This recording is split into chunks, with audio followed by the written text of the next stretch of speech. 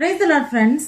இன்றைய தினம் யோபுவின் சரித்திரத்தின் 21வது அதிகாரம் முழுக்க பார்க்கலாம். இந்த 21வது அதிகாரத்தில் யோபு யோபு பேசுகிறாரு. அவருடைய நண்பர் சோப்பார் இதுக்கு முந்தின அதிகாரம் முழுக்க துன்மார்க்கர்களை குறித்து, அவங்க கஷ்டம் எல்லாத்தையும் குறித்து பேசியிருந்தாரு.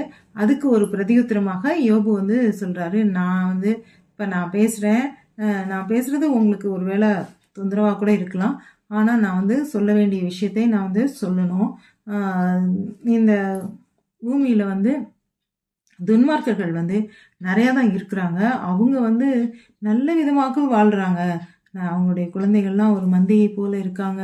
அவங்க வீட்டில் தம்புரு சுரமண்டலம் வாசித்து ஹாப்பியாக வாழ்ந்துட்டுருக்காங்க. அவங்க இப்படி ஹாப்பியாக வாழ்ந்துட்டு இருக்கும்போது என்ன செய்கிறாங்க அப்படின்னா, தேவனை குறித்து தேவன்கிட்ட ஜெபம் பண்ணணும், தேவனை குறித்து அவருக்கு பயப்படணும், அவருடைய அறிவுரைகளை படி வாழ்க்கை செலுத்தணும் அப்படின்றதெல்லாம் அவங்களுக்கு தெரியல.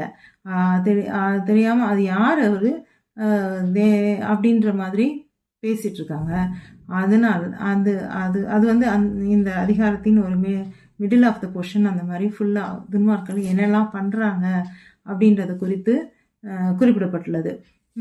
அதுக்கு அடுத்த பகுதியில் யோபு சொல்கிறாரு, துன்மார்க்கர்கள் இப்படி இருந்தாலும் இப்படி இருக்கிறனாலேயே தேவன் அவங்கள விடமிட்டுற மாட்டார், அப்படியே இருங்கன்னு விட்டுற மாட்டார். அவங்களோட இந்த பூமியில் இன்னொரு ஒரு 18 அந்த பின்னாடி பகுதியில் ஒரு முக்கியமான கருத்து குறிப்பிட்டிருக்காரு. இந்த உலகத்தில் நீதிமானாக இருக்கிறவனும் துன்மார்க்கனும் 2 பேரோட மரணமும் ஒரே மாதிரி தான் இருக்குது. ஒரே மாதிரி தான் பூமியில் அவங்க படுக்கிறாங்க, புழுக்கள் அவங்க மேலே மூடுது அப்படின்னு சொல்கிறாரு. ஆனாலும் துன்மார்க்கனுடைய சாபங்கள், அவன் செய்த பாவங்கள் அவனுடைய பிள்ளைகளிடம் கேட்கப்படுது. அதை அவன் பார்க்குறான், அதுதான் அவன் நல்லா பாவம் பண்ணிட்டு இருந்துட்டு அவன் மடிந்து போன பிறகு அவங்க பிள்ளைகள் கஷ்டப்படுறதை விட அவன் கண்ணு முன்னாடியே அவங்க கஷ்டப்படுறதெல்லாம் பார்ப்பாங்க. அது போல கருத்துக்களை யோபு இந்த அதிகாரத்தின் கடைசி வரைக்கும் குறிப்பிட்டிருக்காரு.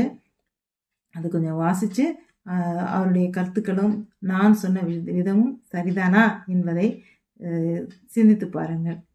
அல்லேலூயா.